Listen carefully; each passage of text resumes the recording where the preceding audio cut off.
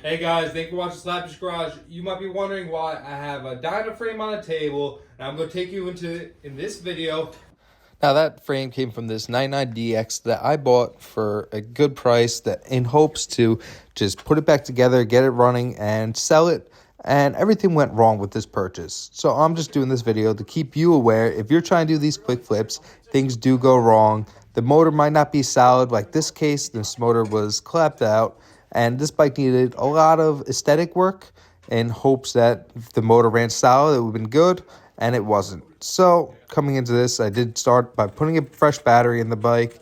I put the exhaust on it from another dyno I have, and then I also just found out there was a couple ground issues I had to go through to get it finally running. And it did run, but it had a noise that I didn't like, so I took this motor apart and found the issues with it.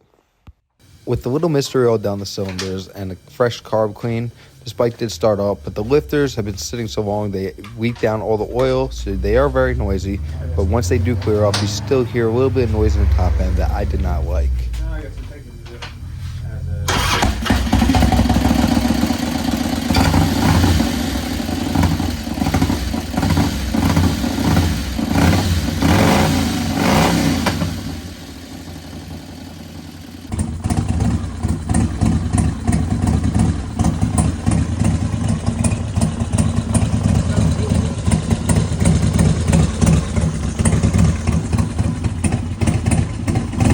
Now, just because it run, some people go out there, just put the bike back together and sell it, and they won't have any remorse. They wouldn't care about it, the future of the bike. They just want to get out of their way. It's not their problem.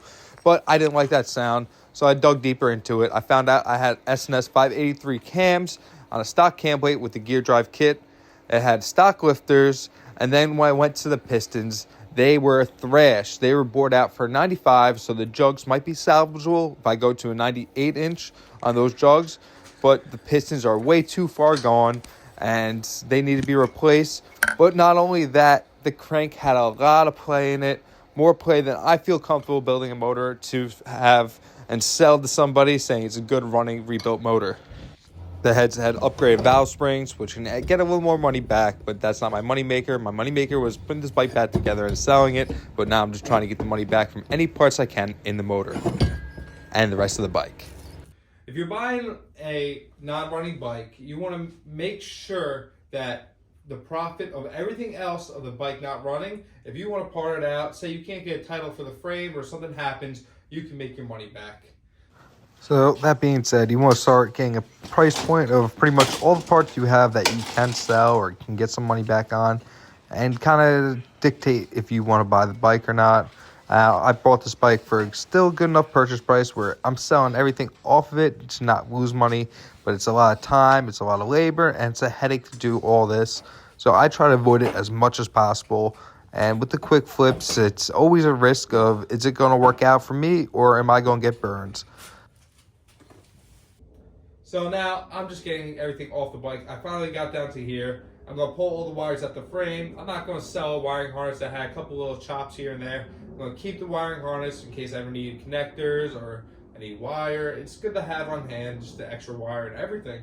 Now going with everything else. I'm putting everything else in bags, neatly organized, labeled, everything. I'm going to have everything marked up, clean it all up, take all the engine gunk off and everything from all the parts, including the outer primary, the inner primary, whatever. And now a lot of parts are actually fucked up coming off the bike, and that kind of sucks because it takes profit out of my pocket. But at the end of it, I paid $1,500 for this bike, knowing that it was going to be an issue getting the title. I have a title in hand, but it might need a little work because the title was signed by a buyer who then passed away. I got it from bills of sales to the family of that person, but I don't know if that would do me any good because it's not in his name. So once everything's ready to go, I will start off with Marketplace, taking photos, making a small description because I can talk back and forth with the people.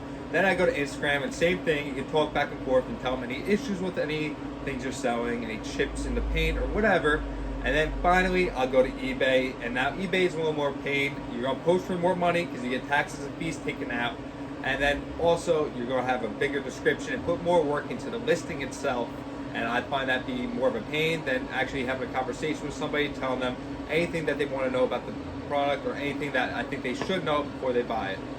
So guys, thank you for watching. This is just a quick video of how I took a bike that I wanted to flip and how to be resourceful and part it out, because it was going to be too much money to build the bike to where I wanted it or where I can put my name on it versus just selling it, cutting my losses, or making such a little profit that it's really not worth my time, but I'm already into it too deep. I need to get my money back.